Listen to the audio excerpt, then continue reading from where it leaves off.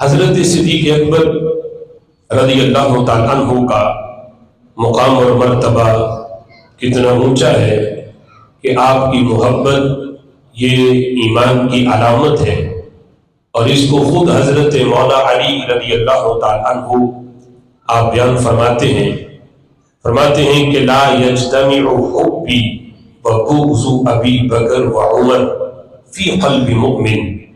فرماتے ہیں لوگوں آؤ میں تمہیں مومن کی پہچان بتاؤں کہ مومن کسے کہا جاتا ہے۔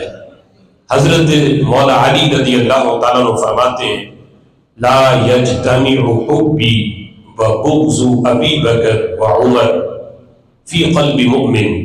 میں ایسا نہیں ہو سکتا کہ کسی مومن کے دل کے اندر میری محبت اور حضرت صدیق اکبر رضی اللہ تعالیٰ عنہ اور حضرت عمر رضی اللہ تعالیٰ عنہ کا بغض، میری محبت ہو اور ان دونوں کا بغض ہو، اور کسی مومن کے دل کے اندر یہ دونوں چیزیں سما جائیں۔ فرمایا ایسا نہیں ہو سکتا، مومن کا دل اتنا پاکیزہ ہے، میری محبت کے ساتھ بغض صدیق اکبر آ ہی نہیں سکتا۔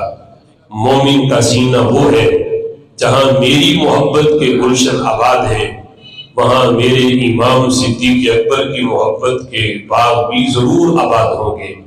فرمایا مومن کا سینہ وہ ہے جس میں میری محبت بھی ہو اور میرے جو امام ہیں حضرت صدیق اکبر ان کی محبت بھی ہو۔ فرمایا ولا یجتمع بغضی وحب ابی بکر وعمر فی قلب مؤمن۔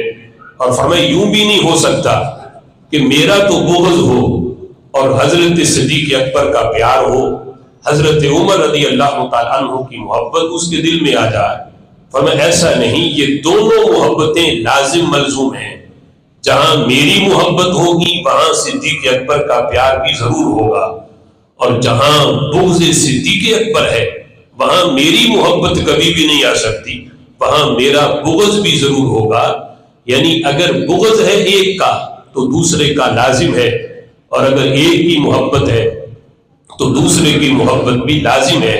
فرمایا مومن کی اگر پہچان کرنی ہے تو مومن کی پہچان یہ ہے کہ جس کا چہرہ ابو بکر کا نام سن کے بھی کھل جائے، علی کا نام سن کے بھی اس کے چہرے پہ رونق آ جائے، تو سمجھو کہ یہ بندہ مومن ہے۔